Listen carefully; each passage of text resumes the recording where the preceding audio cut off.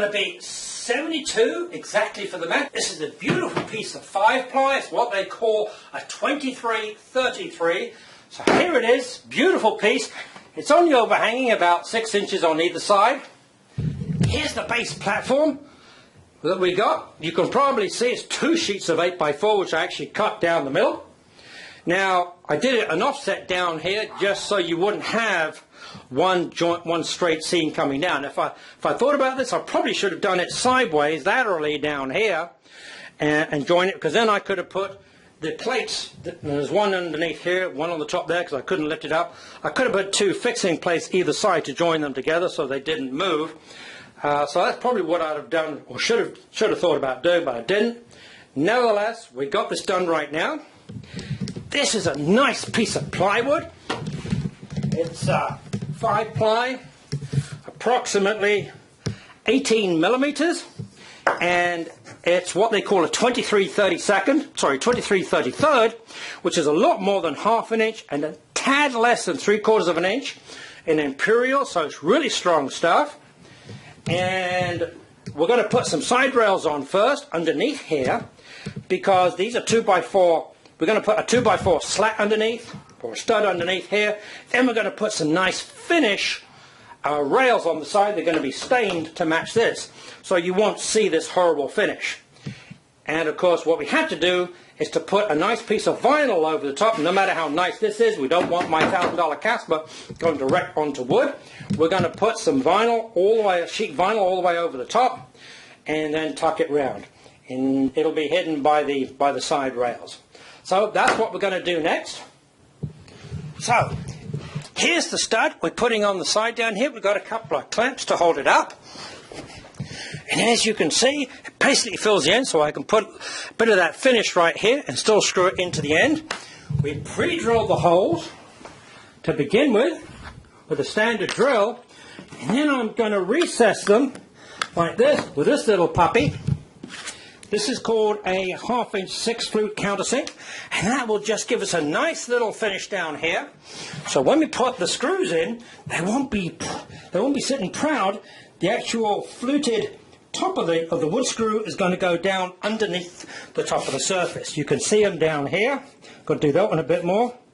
Haven't done that one yet, so we're going to do these two, and it just has a nice little finish. There it is.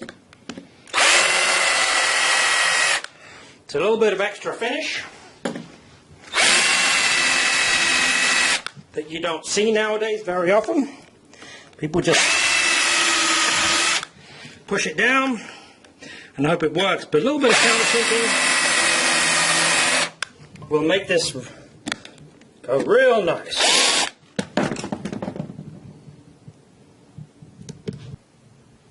There we go. You can see how these are kind of right down underneath, so they're not going to stick up, they're not going to catch on the vinyl. There it is. Now we just take the clamps off,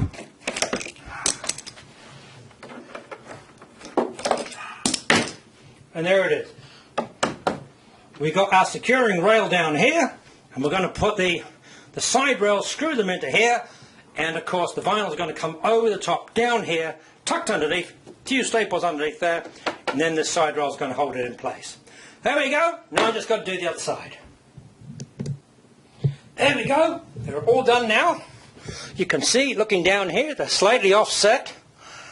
Just to give us a little better purchase, I used number 8 1.5 inch flathead Phillips. Went in like a treat, and everything's good. Now, I've got my wood on a platform down here, got a little spirit level. Bubbles pretty much in the middle. It's only a fraction of a bubble out.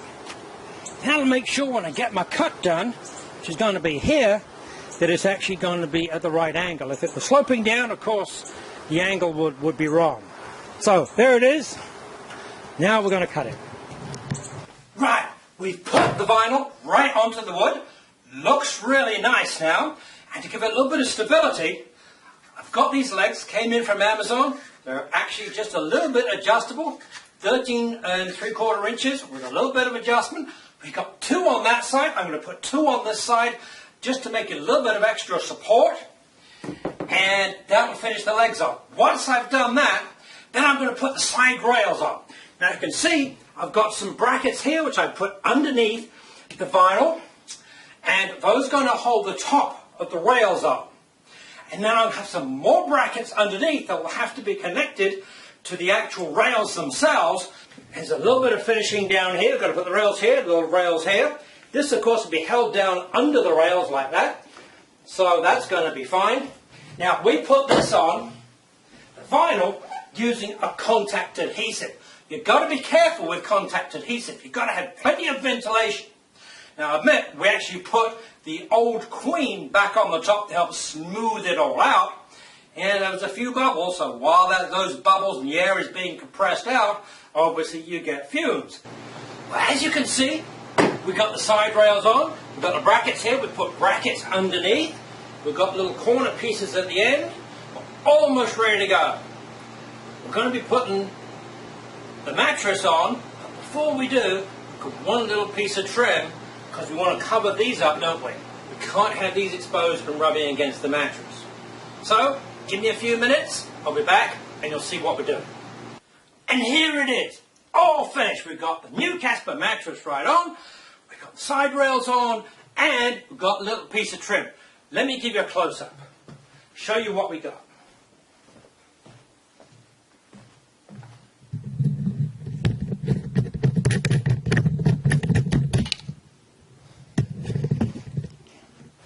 Here it is. Little piece of trim. This is molded baseboard that we painted with the same paint that we put on the side. It just provides a little bit of trim around the side here. Very nice. Stands up exactly the right height. Gives it a nice piece of finish. There it is. And it finishes up just a little treat like that. Doesn't that look nice?